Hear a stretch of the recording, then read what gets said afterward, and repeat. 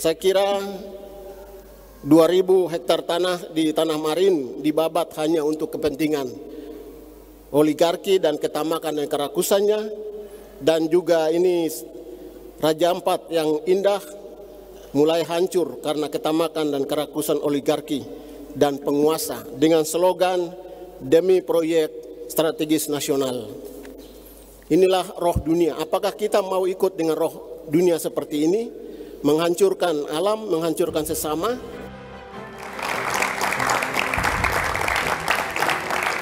Itu tadi adalah respon dari Uskup Timika, Monsinyur Bernardus Boethius Baru.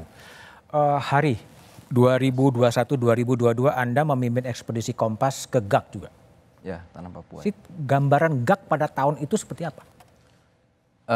Iya, jadi waktu 2021 itu lebih tepatnya ekspedisi Tanah Papua ke 20 kabupaten kota di Papua ya, termasuk salah satunya Raja Ampat. Nah, di Raja Ampat ketika kami ke GAK karena kami mendapatkan informasi karena ada keluhan masyarakat terkait tambang nikel di sana. Terus kemudian kami mendatangi langsung ke lokasi itu persis 4 tahun lalu di Juni 2021 juga itu kondisi perairannya keruh. Kondisi perairannya keruh, terutama di pesisir ya. Itu sedimen lumpurnya itu udah menutupi karang dan padang lamun di sana.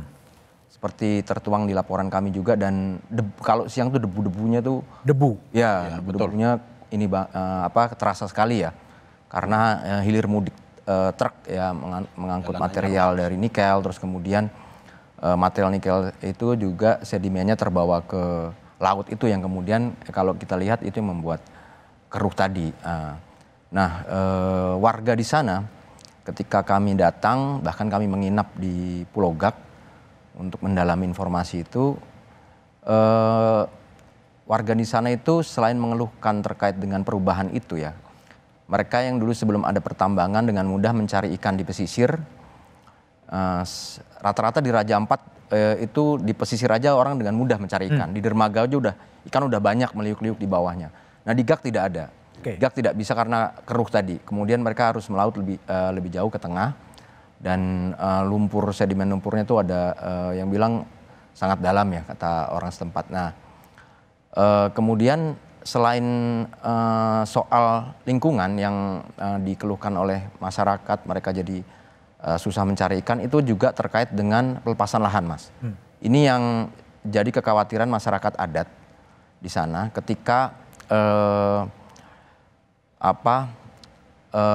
mereka saat itu tuh semacam menandatangani pelepasan lahan adat ke perusahaan ya. Karena kan seperti diketahui konsesinya PT GAK Nikel itu kan seluruh di pulau itu bahkan lebih ya. Melebihi 13.000, sedangkan luas konsesi wilayahnya, sedangkan luas Pulau GAK itu hanya sekitar 6.000-an hektar. Nah itu yang dikhawatirkan masyarakat ketika mereka melepas lahan itu, mereka bisa sewaktu-waktu terusir dari sana. Nah yang janggalnya lagi, kata salah satu ketua masyarakat adat, ketua keret kalau di sana istilahnya itu, saat penandatanganan pelepasan lahan itu mereka saat itu tidak menyadari karena hanya disodorkan lembaran kosong. Belangko kosong. Betul. Nah itu yang kemudian mereka kaget, bingung kok tiba-tiba sudah ada pelepasan lahan, dan setelah itu mereka khawatir bisa sewaktu-waktu terusir dari sana ya. Mengingatkan izinnya cukup panjang, dan itu yang dikeluhkan saat itu sebenarnya yang mencuat selain dengan lingkungan adalah konteks lahan adat tadi. Oke, baik. Pak Mayor, tadi kan ada temuan dari teman Kompas di 2021 adalah pelepasan adatnya juga belangko kosong sebetulnya. Iya. Ya itu kan perbuatan melawan hukum, harus diproses hukum itu. Dan saya lihat di sana yang paling terjadi nyata-nyata di depan mata itu CSR-nya PT GAK Nikel itu miliaran, itu kita tidak tahu kemana. Masyarakat di beberapa kampung atau desa di pulau-pulau sekitar yang terkena dampak, itu kepala kampungnya biasanya cuma dikasih kira-kira 10 juta per orang per tahun. Padahal itu orang nambang di situ, ambil nikelnya dan bawa keluar, itu kan kita tahulah nilainya berapa. Miliaran banyak itu kemana. Jadi saya harap di momentum ini sebaiknya aparat penegak hukum masuk untuk melakukan pemeriksaan. Karena saya sudah 2 bulan lalu sudah dorong untuk BPKRI segera audit CSR PT Gag Nikel, tapi tidak masuk juga. Jadi memang momentum ini saya mau desak untuk aparat penegak hukum lakukan audit. Periksa CSR PT Gag Nikel, uangnya dikemanakan saja selama ini. Baik, Pak Ci, sebetulnya menurut pengamatan Anda sebagai anggota DPD dan juga Ketua Dewan Adat Raja Ampat, Dewan Adat Papua di wilayah 3 Doberai. Dewan Adat Papua 3. Pertanyaan adalah, ada berapa sih IUP yang Anda ketahui sebenarnya? Saya curiga itu lebih dari yang disebutkan di media kemarin. Saya kasih contoh seperti yang ada di Kepulauan Piainemo itu. Itu di gugusan itu kalau kita lihat di peta itu Kepulauan Fam itu. Di Piainemo itu di Kampung Saupapir, Kampung Saukabu dan Kampung Pam itu ada PT Anugerah Pertiwi Indotama.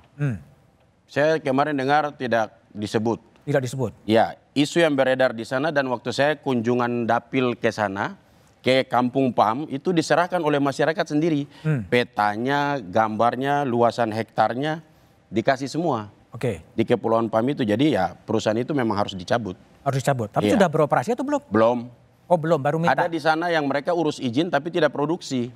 Lalu yang fatal di sana itu mereka urus izinnya langsung di kementerian. Masyarakat adat tidak tahu, pemerintah daerah pun mereka urusnya kan biasanya bertahun-tahun. Jadi bupati ganti bupati itu prosesnya masih jalan terus. Jadi seperti yang sekarang lagi dipersoalkan itu kan 2013. Sekarang baru dipersoalkan gitu. Baik. Bung Kiki, tadi kalau kita dengar pernyataan dari Uskup Timika, ini adalah oligarki dan rakus sebetulnya.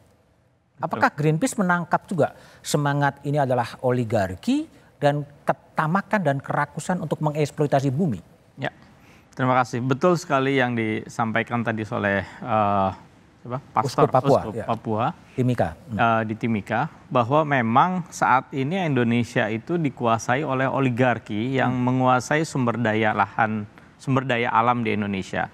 Jadi kami beberapa kali berbicara soal ini bahwa Indonesia, sumber daya alam Indonesia, 75% sumber daya alam Indonesia ini dikuasai oleh 10% orang-orang kaya atau oligarki yang di Indonesia. Dan perlu kami sampaikan di sini bahwa tadi disampaikan oleh Pace Vincent Pace Mayor bahwa kenapa kami mendesak supaya ada perlindungan secara penuh dan permanen di Raja Ampat. Karena ada presiden di mana izin-izin tambang yang dulunya sudah dicabut, kemudian mereka menuntut di pengadilan kepada pemerintah, di pengadilan kemudian diberikan kembali. Dan tadi Pak C. Mayor sudah sampaikan ada indikasi, ada satu lagi atau beberapa lagi izin-izin tambang yang mereka sudah mengajukan untuk diaktifkan kembali. Jadi artinya 4 tambang izin yang sudah tadi dicabut, kemarin dicabut, 1 masih berjalan. Nanti bisa jadi ada lagi tambang-tambang nikel yang mengajukan. Nah ini yang kita khawatirkan. Makanya call yang besarnya itu adalah kita harus minta memaksa pemerintah untuk melakukan penyelamatan secara utuh gitu ya, permanen dan full protection gitu. Sekarang kita punya undang-undang pesisir dan pulau-pulau kecil nomor 1 tahun 2014, harusnya itu bisa diterapkan gitu ya. Jadi tidak ada pengecualian karena Pulau Gag tadi Mas Hari udah sampaikan luasnya hanya 6.000 hektar. Sementara dalam undang-undang tersebut batasan pulau kecil itu adalah 200.000 hektar ya. Nah itu satu. Nah kemudian Raja Ampat, kita semua sudah tahu bahwa Raja Ampat ditetapkan sebagai Global Geopark UNESCO. Ini sebuah kebanggaan bagi bangsa Indonesia. Bahkan uang 100.000 itu bergambar Raja Ampat. Pianemo, yes. Betul. Nah apa yang akan kita wariskan kepada anak cucu kita kalau kemudian kita biarkan tambang nikel? Baik, saya ke Mbak Ratna Juwita dulu. Mbak Ratna, yang Mbak Ratna tangkap sebagai Komisi 12 DPR, sebetulnya ada berapa IUP yang ada di Raja Ampat itu?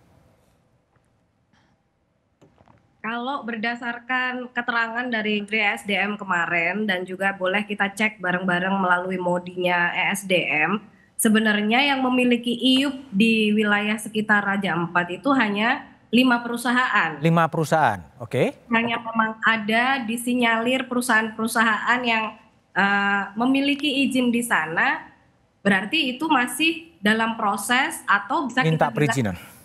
iya. Dan apalagi tadi disampaikan oleh Kakak Mayor, kalau misalnya memang mereka belum melakukan proses pertambangan begitu ya. Jadi kan ini mereka bisa jadi memang sedang dalam proses pengajuan perizinan begitu Pak Budiman. Oke. Dan kalau misalnya kita tadi sesuai apa yang disampaikan oleh Pak Kiki juga, saya sangat sepakat kalau misalnya Pulau Gak itu sudah dikategorikan menjadi pulau kecil begitu ya, yang cukup bisa menjadi alasan supaya izinnya PT GAK itu juga dicabut gitu kan. Cuman kita juga harus memikirkan ulang apa konsekuensi yang akan diterima oleh negara apabila kita harus mencabut izin yang sudah diberikan pada saat itu begitu. Pastikan ini ada banyak konsekuensi yang harus ditanggung juga. Kalau Mbak Ratna sebagai anggota Komisi 12 lebih menyarankan agar PT GAK Nikel itu juga dicabut atau dibiarkan beroperasi? Kalau saya lebih memilih kata-kata mengevaluasi. Mengevaluasi sampai seperti apa? Sampai kita bisa benar-benar diyakinkan bahwa proses pertambangan yang dilakukan oleh PT GAK ini tidak akan merusak lingkungan yang ada di sekitarnya. Bukankah itu juga melanggar undang-undang soal pulau kecil itu? Undang-undang itu kan di tahun 2014 ya Pak Budiman. Oke. Sedangkan PT GAK ini mendapatkan izin untuk memulai proses produksi di tahun 2017-2018. Jadi kalau misalnya memang yang memberikan izin itu sudah bisa dipastikan menabrak dari undang-undang yang pulau kecil itu, tentu kita juga harus memberikan punishment kepada yang sudah bertanggung jawab untuk mengeluarkan izinnya dulu sebelum kita memproses PT GAK ini.